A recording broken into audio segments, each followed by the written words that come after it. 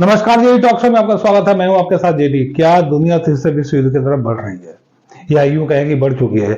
आज हम इसी मुद्दे पर बात करेंगे और इसमें भारत का योगदान क्या होगा, कितना अहम होगा और भारत किसके समर्थन में खड़ा दिखेगा, इस मुद्दे पर भी बात करेंगे।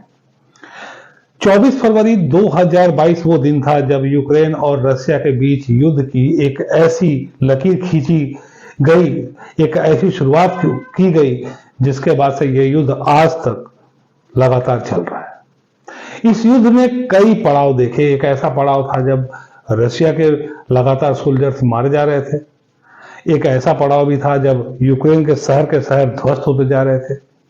कई पड़ाव देखे।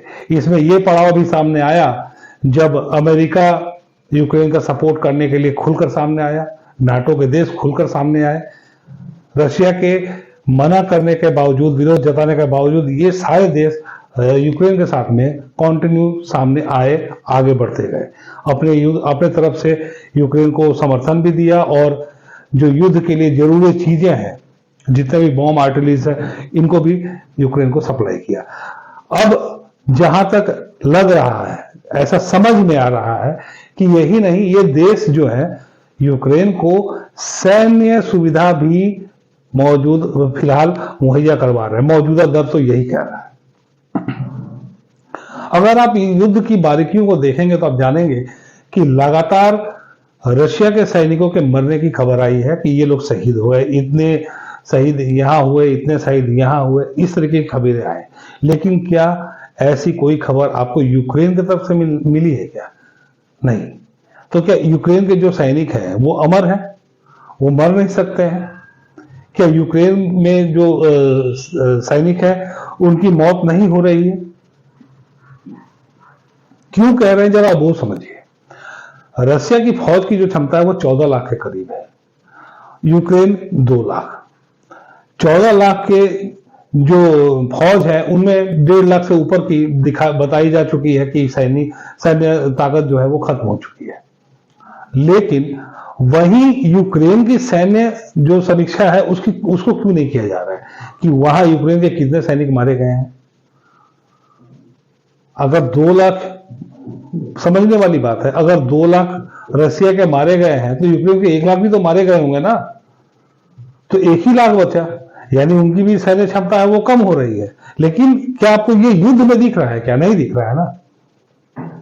इसीलिए हम कह रहे हैं क्योंकि यूक्रेन के जो सैनिक हैं वो कहीं ना कहीं जाकर विदेशों में जो आर्म्स है उनको चलाने का ट्रेनिंग भी ले रहे हैं, यहां लड़ाई भी लड़ रहे हैं। तो उनकी जो क्षमता है वो कम तो कहीं हो नहीं रही है। यही शो करता है कि कहीं ना कहीं जो दूसरे देश हैं उनकी सैन्य जो सहायता है वो यूक्रेन को मिल रही है। और यही से, माने या ना माने आप, लेकिन तीसरे विश्व युद्ध की जो आहट है, जो सुगबुगाहट है, वो सुनाई दे रही है। क्योंकि ये जो चल रहा है अगर और लंबा खिंचा तो फिर ज्यादा वक्त नहीं लगेगा जब रशिया अपने आपे से बाहर आ जाएगा। रशिया ने बार बार चिताया है कि जो दूसरे कंट्रीज हैं वो यूक्रेन को सपोर्ट ना करें। लेकिन यहां पर तो अब पहले एयर फाइटर क्राफ्ट देने की बात सभी देशों ने नकार दिया था यूक्रेन को, लेकिन अब वो भी दिया जा रहा है। तो अब आप मान के चलिए कि दुनिया आने वाले समय में, और यह समय 6 महीने से 1 साल के बीच का भी हो सकता है, तीसरे विश्व युद्ध में जा रही है। क्या इसको रोका जा सकता है? कौन रोक सकता है? इसको रोका जा सकता है, और इसको रोकने के लिए दुनिया में सिर्फ एक ही ऐसा नेता है जो इसमें सक्षम है। वो है हमारे ही देश के प्रधानमंत्री नरेंद्र मोदी। अगर नरेंद्र मोदी जी इस युद्ध को रोकने की पहल करने की शुरुआत करें तो कहीं ना कहीं ये उम्मीद लगाई जा सकती है कि इस युद्ध को टाला जा सकता है, इस तीसरे विश्व युद्ध को रोका जा सकता है, टाला जा सकता है। क्योंकि वो विश्व स्तर पर एक ऐसे नेता के रूप में जाने जाते हैं जिनकी जो वैल्यू है वो विश्व के तमाम देशों में है। उनकी बात को अमेरिका भी मानता है, पुतिन भी मानते हैं, तो ईरान भी मानता है, नॉर्थ कोरिया भी मानता है। मतलब समझ ले कि जितने भी कठिन कंट्रीज हैं जो दूसरी की बात ना माने, वो मोदी जी की बात यानी कि इंडिया की बात जरूर रखते हैं। क्योंकि भारत का जो वैश्विक संबंध है वो इसी तरह से है। भारत ने अपने वैश्विक संबंध इतने बेहतर बनाए हैं इन 9 वर्षों में, जिसका आपको एक झलक देखने के लिए मिला होगा जब रशिया यूक्रेन वॉर शुरू हुआ था।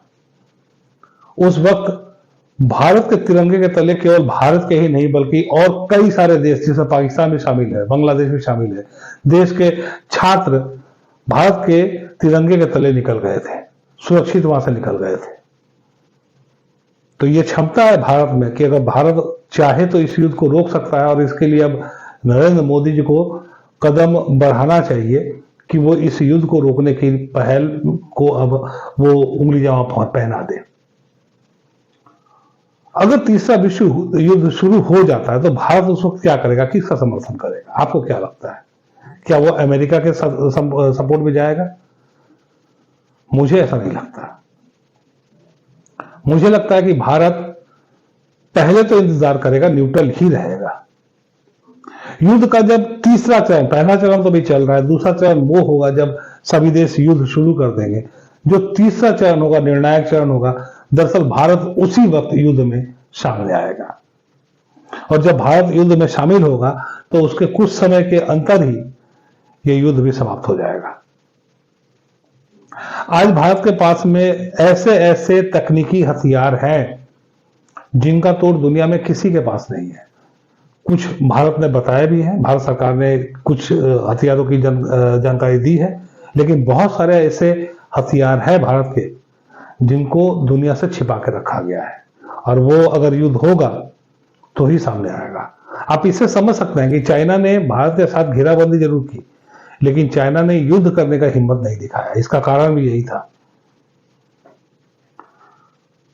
अगर ये युद्ध और कुछ दिन आगे बढ़ता है तो कहीं ना कहीं ताइवान चाइना का जो वॉर फ्रंट है वो खुल सकता है, या फिर अगर चाइना ने गलती से इस युद्ध के जोश में आकर भारत से उलझने की कोशिश की, जैसे वो बार बार कर रहा है, तो भारत के साथ चाइना का अगर वॉर आरंभ होता है तो ताइवान और चाइना का जो वॉर फ्रंट है वो भी ऑन हो जाएगा। और इसमें क्वाड से लेकर नेटो तक के और ऑकस तक के जितने भी गठबंधन हैं देशों के जो समूह है, वो सारे एक साथ युद्ध में कूदेंगे। दोस्तों, आप समझ सकते हैं कि दुनिया में कुछ नहीं बचेगा, कोई नहीं बचेगा। जीना है तो प्यार से जीना है, शांति से जीना है। ये भी कोई जीना है? ये लोग आखिर क्या ढूंढ रहे हैं? ये जरा सी बात है, छोटी सी बात है। कोई इनको समझाए कि आखिर ये ढूंढ क्या रहे हैं, इनको चाहिए क्या, जो युद्ध पर युद्ध की मांग को बढ़ाए जा रहे हैं।